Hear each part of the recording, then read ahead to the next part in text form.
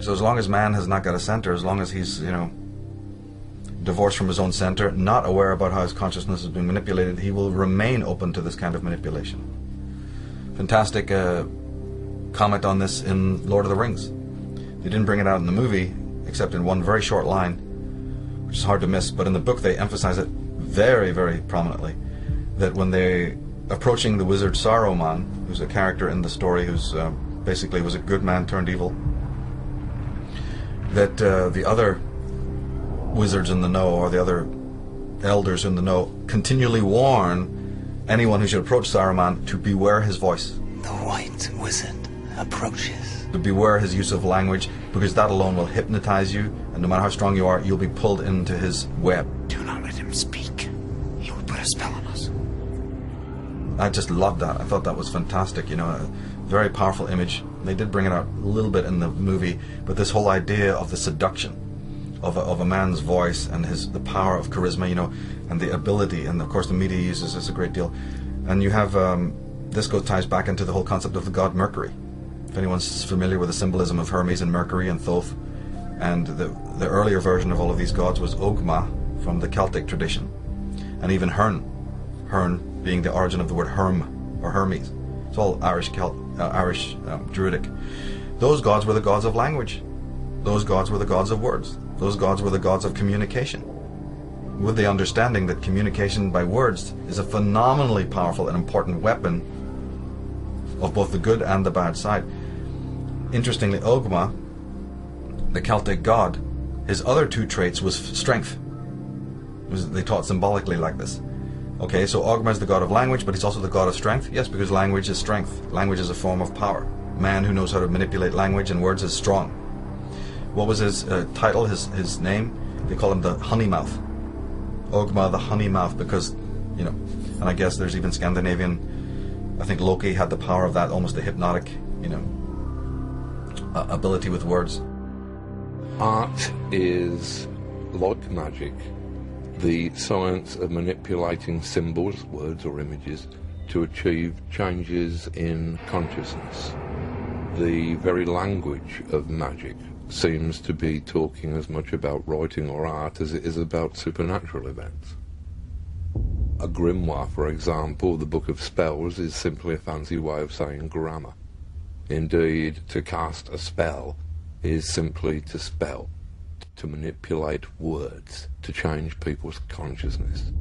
And I believe that this is why an artist or writer is the closest thing in the contemporary world that you are likely to see to a shaman.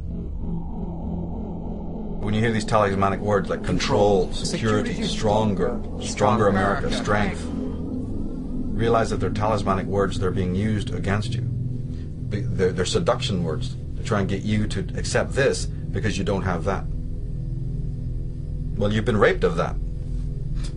The people who are selling you one story here have actually taken away the very things that you needed that were in your psyche to begin with. I am continuing and I am increasing the search for every possible path to peace.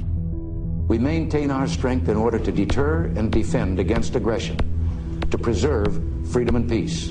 No one, friend or foe, should doubt our desire for peace. The United States wants peace. We seek peace.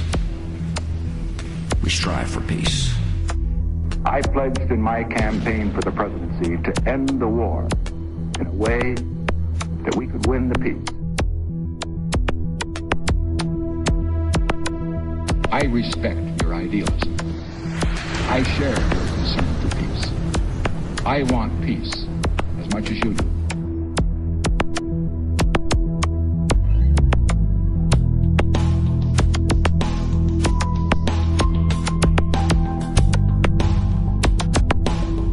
We cannot wait for the final proof. The smoking gun that could come in the form of a mushroom cloud.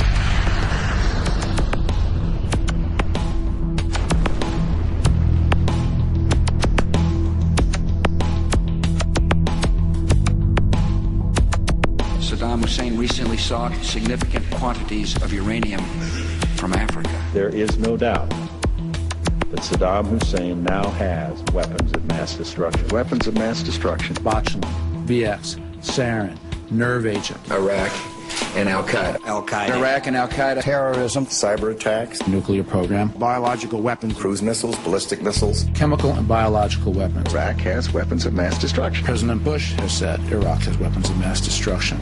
Tony Blair has said Iraq has weapons of mass destruction. Donald Rumsfeld has said Iraq has weapons of mass destruction. Richard Butler has said they do. The United Nations has said they do. The experts have said they do. Iraq says they don't. You can choose who you want to believe. The sources that have deceived us so constantly don't deserve our trust.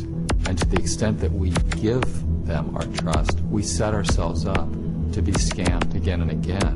There are reports that there is no evidence of a direct link between Baghdad and some of these terrorist organizations. There are known knowns. There are things we know we know. We also know there are known unknowns. That is to say, we know there are some things we do not know. But there are also unknown unknowns. The ones we don't know, we don't know. I will build new partnerships to defeat the threats of the 21st century. Terrorism and nuclear proliferation, poverty and genocide, climate change and disease. And I will restore our moral standing so that America is once again that last best hope for all who are called to the cause of freedom, who long for lives of peace, and who yearn for a better future.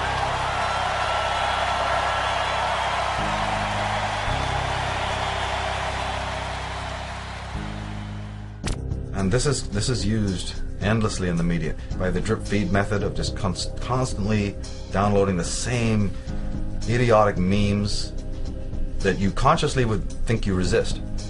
But if they're repeated for the 10, 20 years and you've been growing up, before you know it, you're a parrot of all of that. You don't even realize it was implanted. That's the whole point. You're not meant to realize that your thinking is not your own. That's the smokescreen I was talking about. You're not meant to know that you're under hypnotism. You're meant to think you're perfectly normal. So they're going to sell you the most irrational, most satanic, most vile, pornographic lies, but they're going to sell it in a capsule that makes you think that you're perfectly spiritual, perfectly adjusted, totally normal.